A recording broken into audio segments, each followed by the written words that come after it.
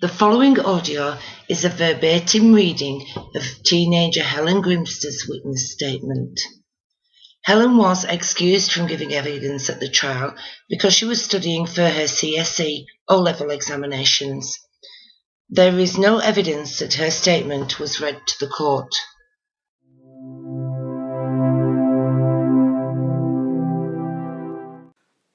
On the 30th of March 1985, I was staying at White House Farm, Tolshunt, Darcy, Essex, with my mother's cousin, June and Neville Bamber.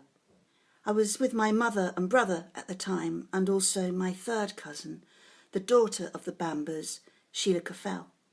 During this visit, after lunch, they all left the farm for a walk. I stayed behind in the farmhouse with Sheila Caffell. I'd only met Sheila once before, but this was the first time we had met to speak to. We both sat in the lounge, and Sheila started speaking about school, and she asked me if I liked school. She said she'd been bullied at school and that she hadn't enjoyed her school days. She said she had changed schools when she was younger. As Sheila spoke, she began to roll cigarettes. When she lit the cigarette, it smelt a bit strange.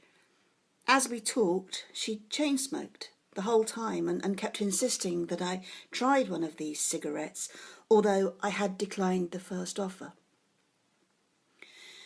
She asked me if I ever thought of killing myself, and she said that she'd contemplated suicide on more than one occasion. I didn't think much of this at the time, but her line of conversation struck me as singularly peculiar. It was very odd, the way she spoke.